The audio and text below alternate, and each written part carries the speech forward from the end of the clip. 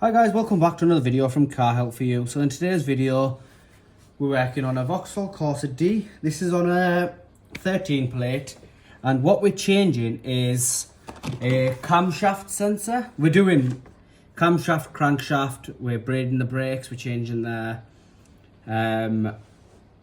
brake servo vacuum pipe, which is just at the back over here. So that's that pipe that runs over the back like that across. We're doing that. We're redoing the air filter box. We're doing quite a lot on this, but just a quick one I just wanted to show you quickly because there's not really much online about it. Since we've done a similar car, we know where the sensor is. So what we're doing is a camshaft sensor. We've got one here which is by Lucas. I've already opened it. I've already took the like it comes with like a plastic wrap. I've already took that out, but that's what the sensor itself looks like. It's a 3-pin one. If you are in doubt, obviously just go to Eurocar parts and whatnot, and they can match it for you and they can get the parts for you. They're not that expensive, but if you're not sure if you're looking at the right one either, what you can do is you can unplug it. So what I want to do is I want to put this back here just quickly, and I want to show you all this is plugged in. So we've got a wire in there, a wire in there, a wire in there, and we've got one wire just underneath over here. What I've done is I've unplugged it all, and this just pops up, and I've moved it out of the way. There we are, because now that gives us a lot more engine room. And what I've got myself is it's like a star drive. It's called an E10, and it's like a star drive there, and it's just a ratchet. So what we're going to do is we're going to put it in there, and again, you don't have a lot of space in there. It'd be helpful if I had the ratchet the right way. You don't have a lot of space in there, which is obviously why it's easier if you can remove the wires. If you wanted, you could remove this pipe here, which obviously connects to the airbox, but I don't see the point of that. So we just crack it loose, put that on top of there, and very gently just take the screw out. Obviously be careful that you don't lose the screw down into the engine if you've got an under tray. We haven't got an under tray, and we do have a pit underneath, which right now is full of engine oil, because I had someone try and take some oil out of another car, and obviously they've messed it all up and they missed the thing. So once the screw's out there, all you need to do is just give it a wiggle, and as you can see, this one's in fairly tight, so just keep wiggling it. You don't want to put too much pressure where it breaks, so just wiggle it, and this one is in fairly tight like, so just keep wiggling it. And as you can see, I've created a little bit of a gap there. I'm not sure if you can see that, but what I'm going to do is I'm going to grab myself a very, very thin flathead and just see if I can just pry that gap a little bit. And again, you don't want to be putting any pressure, so as you can see, I'll just pull my screwdriver back out again, not putting a lot of pressure in, and all at the same time just keep wiggling it, and it will eventually come out. It's just because it hasn't been changed in so long. And there we are. So that's that out. And now if in doubt, you can remove it first, get the part numbers off it, and then order the correct one. There's the part numbers on there if you're needing it. It's a 3-pin one, and it's caked in oil. Hasn't been changed, so we are going to obviously change it since we've got the other one. The new one, again, has the part numbers on it there. Looks very much similar, to be honest with you.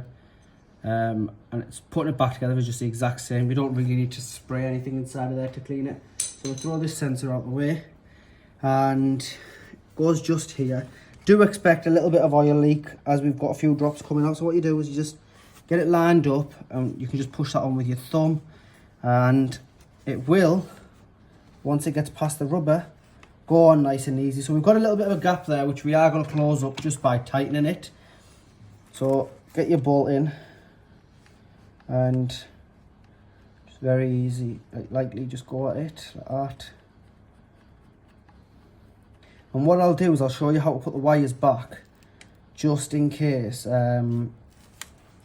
you are not sure how to take them apart. So all you're going to do is just do whatever I do, but in reverse for the wires. So just tighten it. You don't need to over tighten it.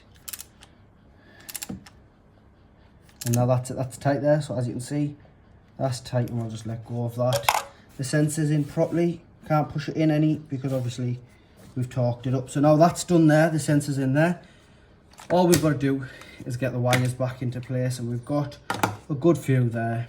So all we'll do is, this has got like 2 little notches on it, and it's got 2 clips there, so this just slides onto that. Doesn't click on or anything. and it's on, and it is literally just a case of straighten all the wires out, and they will just go where you unplug them from. So we lift these two up to the side, and as you can see, this has come back out because it is very like how shall I put it with Vauxhall, terrible. So we'll push that one in there, you heard it click. This one will go on there, and they do have little tabs on them, so you just push that tab up to get it out. This one's got one underneath. If I just show you quickly, as you can see, I've got it out there. So this one here has a tab like that. So what you'll do is you'll push this one down ever so slightly and you'll pull it out. So if you put this one back in, when you're putting it in, you don't need to do anything to the tab. Just hold it nicely and get it marked up, and there you are. And then this one, it's got this one here, which you get from the left hand side, so you get it from this side of the engine, and you just ever so slightly tug it upwards. As you can see, it'll move up and down. You can't get it from the top, so you have to get it from the side. So if we go ahead and plug that in, I'm not sure what I'm trying to do there, like. So that'll go into there, and as you can see, that clipped in, so that's gone there, that's gone there. We've got two left over. This one over here, we're going to put into the sensor here. And to get this one out, all you've got to do is, yours won't be as broken as this one, but what you do is you push this tab down, and there's ever so slight movement, as you can see there, and just pull it back. So when you're putting it back in, it is a bit fidgety. Obviously be very careful because these connectors are a nightmare. So once that's in there, we've got one more, which is literally just down the side of the engine here. And to get that one out, all you've got to do is just push on this grey clip here. And when you're pushing on it, you'll see it moves. So when you put it back in, you just put it back in like that. Now, you might not be able to see it just because my hand's going to be in the way. There we are. And then what you can do is just give them all a light tug just to make sure they're all in properly. And that is that done. That's all pushed down and off you go. So your camshaft sensor is literally as easy as that to get it in. If you do have any questions, definitely message me and I will help you.